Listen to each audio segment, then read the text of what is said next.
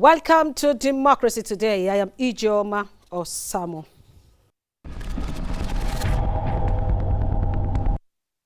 It's 77 days to the next round of general elections in Nigeria. Tomorrow is the first day of December 2018.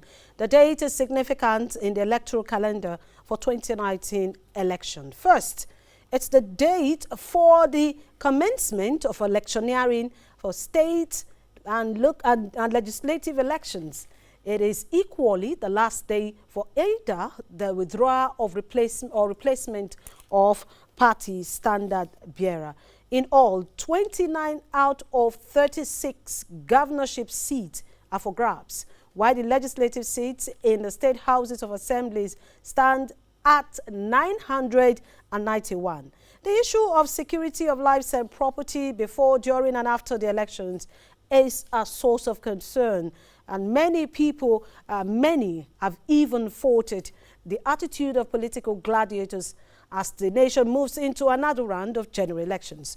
And some of the concerns raised are not unconnected to the desperation for power and authority by the political actors. Now, the media is not also immune to accusation of partisanship in all of these and unprofessional conduct.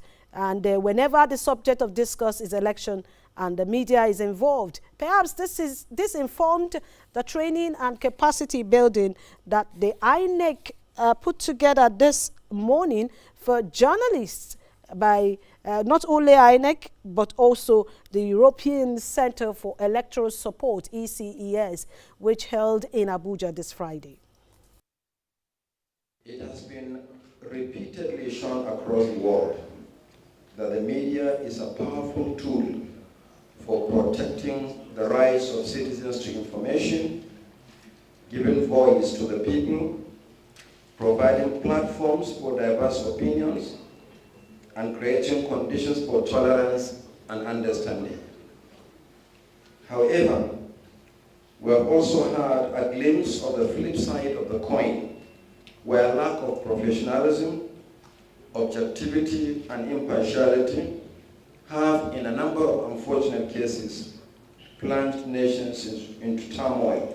It is my hope that the interaction in this workshop will help achieve its objectives and be useful in the lead-up to the 2019 general election, and participants will be in the position to provide the general public and critical stakeholders with more objective and factual information about the Commission's actions, policies, processes and procedures, while acquiring additional professional skills from external resource experts, presentations on critical topics, and emerging trends in professional journalism. INEC chairman did not just call the journalists and the media professionals together, but rather he used that as an opportunity to make public the number of candidates in eyeing and also vying for elective positions in the 2019 general elections. He said, and I quote, "A total of 73 political parties have filled their nominations for presidency. Even so, a few parties have nominated candidates below the mandatory age of 35 years as presidential and vice presidential candidates." INEC went further to say it has drawn the attention of the parties concerned to the breach of the constitutional requirement ahead of the publication of the full list of presidential and vice presidential candidates for the 2019 general election. It said for National Assembly elections, a total of 1,848 candidates.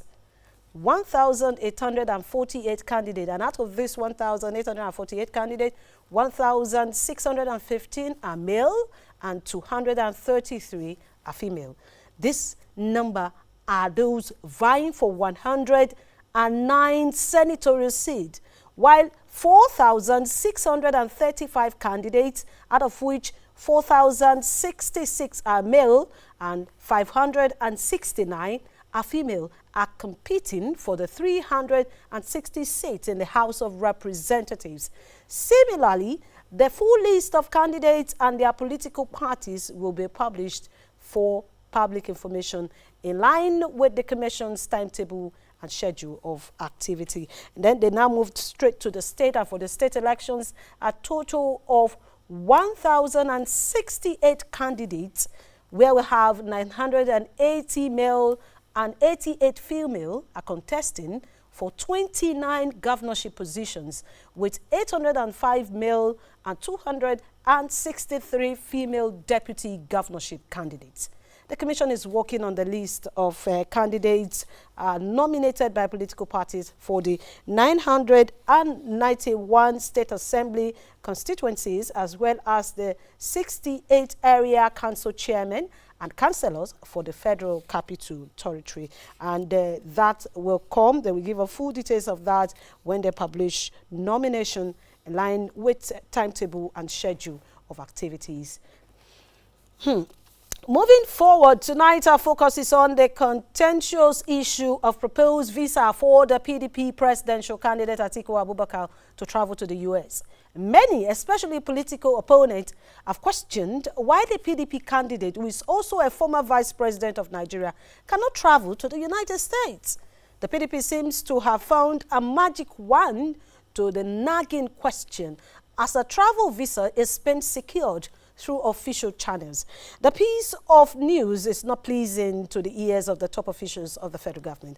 We feel that the U.S. may just be endorsing the PDP standard bearer, Atiku Abubakar. The fact that it is the prerogative of any of the U.S. in particular to grant a visa to anybody who applies and who deserves the visa. However, the impression must not be created that the US government is endorsing one particular candidate over the other. Because as you all will be aware, for more than 12 years, there has been a kind of a congressional, things bipartisan investigation of corruption against certain individuals, and which I think had made it difficult, for the vice president, former vice president, to secure a U.S. visa. Well, the Director General of the PDP Presidential Campaign Council, Senator Bukola Saraki, fired back. Again, I think it's a panic action by government. How does granting somebody visa equate to endorsement? These are some of the panic actions, because government is panicking. They believe that if that happens, that it will send the wrong signal. They should not interfere. They should allow the normal process to go. But again, as I said, that is the panic reaction of a government that is scared and is worried that is about to lose the election and is trying to see how they can muscle around. Well, we shall be engaging on the seeming contentious issue, as we have one of the those in the media team and also the political strategies of the PDP Campaign Council with me in the studio. I'm being joined in the studio by Frank Shaibu. You're welcome to Democracy Today. Thank you, Ijoma. How do you do? Well, how do you do too? I'd like to make it clear that we had put a call through to the spokesman of the Buhari campaign organization, Barrister Festus Keamu, who had promised to be with us in the studio, but he turned down my calls and reminders. Perhaps he is busy at this moment, but we will still try our best to have him join us in the studio in the next few days. Let's give you some political updates from across the state. All right, we just go straight to discussion. We will take that. Now, let me first of all find out, why is it that your presidential candidates cannot go to US? Who says our presidential candidate, Alhaji Atiku Abubakar, His Excellency, cannot go to the United States of America? You ask me a question, but I'll ask you. Does going to America... you don't need to ask me. I would ask you. Need to find an answer for my question. Funnily enough, it's a prerogative of the government of the United States of America to determine who gets a visa to their country. It's their country. They are a sovereign nation. Nigeria is another sovereign nation. So it's their prerogative on who they grant visa. too or not. It has nothing to do with, you see, that's why I was listening to the loquacious minister of misinformation or information. Sorry, we wouldn't like you to use. We'd like you to use decent language. No, when you are loquaciousness has nothing to do with indecency. It's just an adjectival qualification. You understand? Because when a minister of information who is being paid by with taxpayers' money is not properly informed, especially when the chairman of the Presidential Advisory Council, appointed by the President and Commander-in-Chief of the Armed Forces, General Muhammadu Buhari, who is the President of the same Federal Executive Council, that he is a Minister of Information.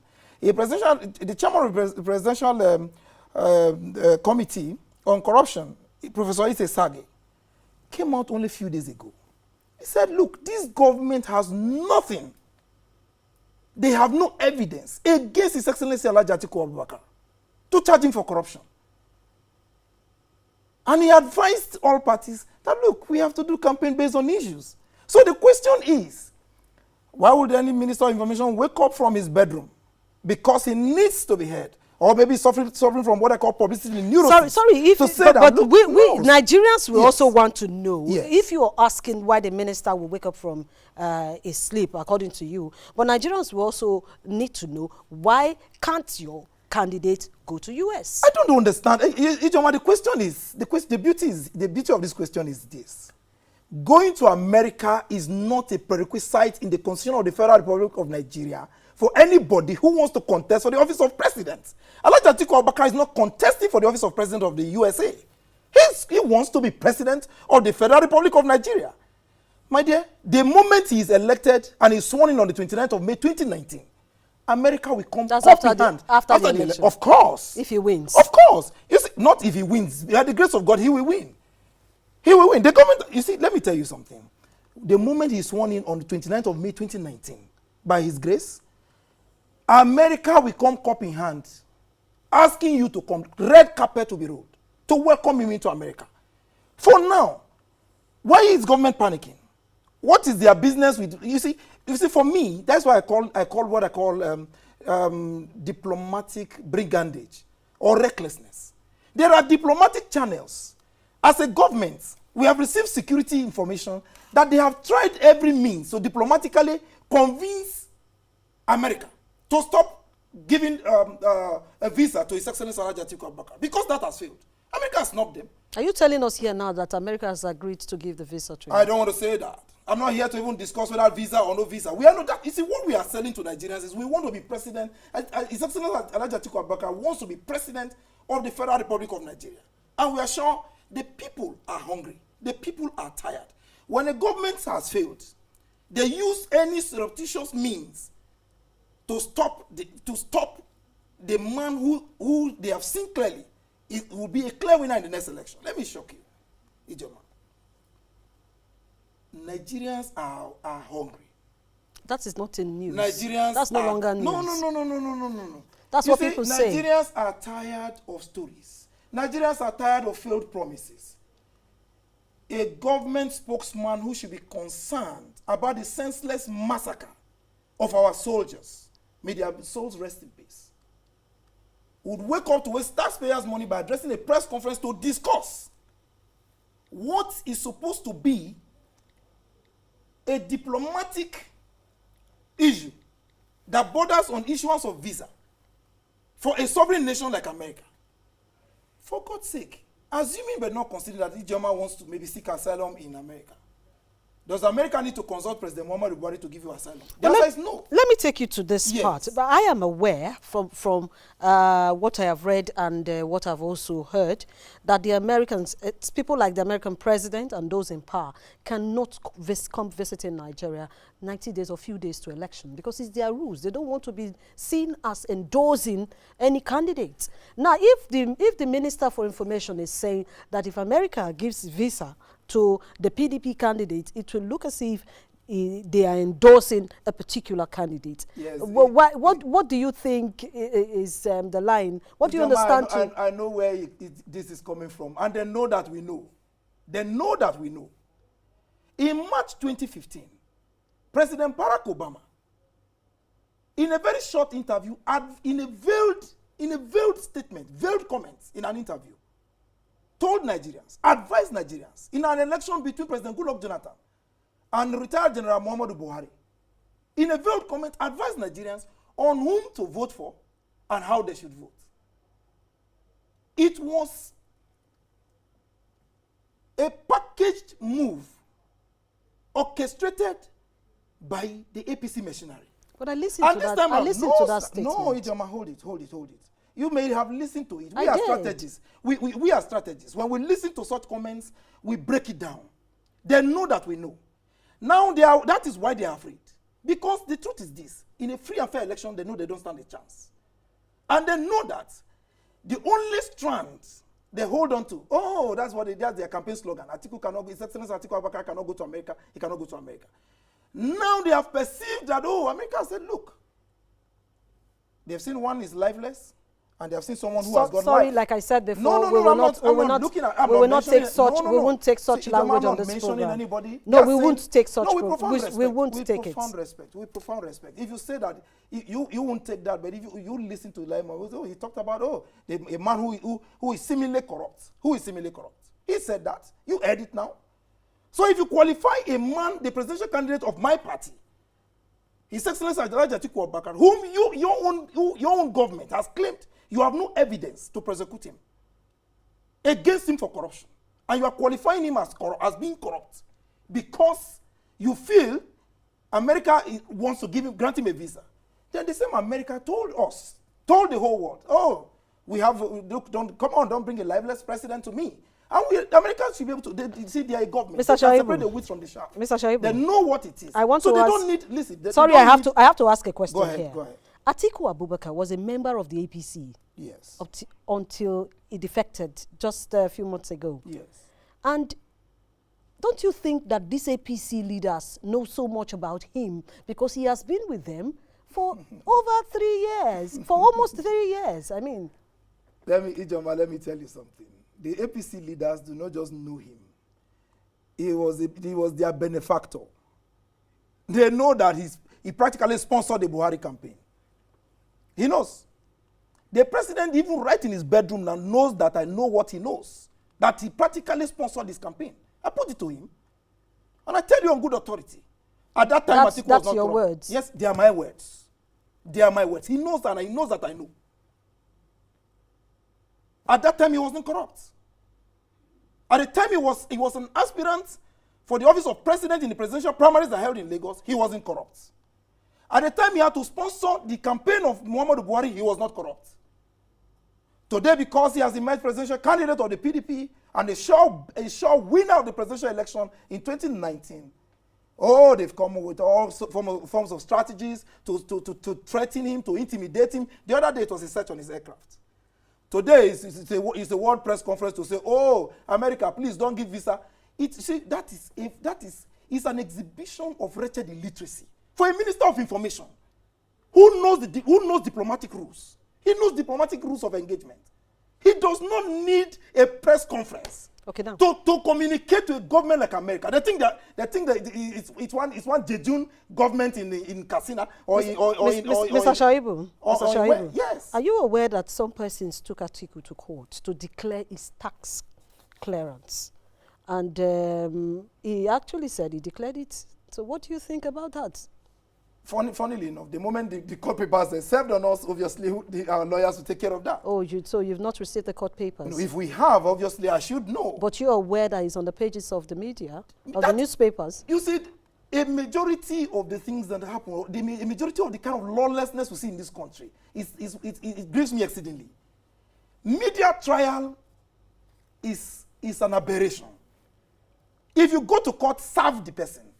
It's not to go to the pages of newspaper. That is not a courtroom. We have not been served. When we are served, our lawyers will respond accordingly. Are you not a journalist? I am a journalist. Then why are you sounding like that? You see, engaging in media trial, we have seen a lot. So you've been in that same media trial. What we expect, Ijoma, what we expect from this government is to tell Nigerians what they have done in the last 3 years, 3.5 years. If they have nothing to say, all I expect them to do is apologize to Nigerians. so that posterity will be fair on them after losing out in the February election. So that posterity will forgive them.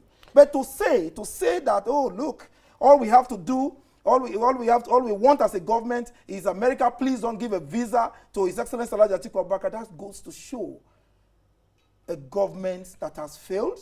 It goes to show that the government has nothing to offer Nigerians. Okay, and they should just quietly go. Yes, like I said before, we'll be taking your messages. We have a few minutes to go. This one is coming from Ekene Maduka via my Twitter handle at Osamor. He says, the good for democracy, but the concern here is if the election will be credible or, as usual, the highest bidder, may God help our nation. Then Green again saying if the issue was such a mountain as the opposition wants it viewed as, US would have spoken out. So let's not make a mountain out of a molehill. You think we're making a mountain out of a molehill? You should tell that to the federal government because they don't have anything doing. They are so jobless. How do you wake up and say, oh, all you have to do as a government is to address a press conference? You know the office of the Minister of Information of a country like Nigeria. To organize a press conference, it goes to show it's a panic measure. Do you think they have accepted defeat? Do you think it's compulsory that Atiku must go to America? What's the essence? That is the issue. Why are they complaining? Why are they fidgeting? Then why is your party fighting for him to go to America? Who has said so? Have we issued a statement to say that our candidate wants to go to America? He has a right to visit any part of the world at his time, and as long as he can afford it. Any part of the world. I go to America at will. My children go to America. Even my house help has a visa to America. What are they talking about? Why are they making a big deal about going to America?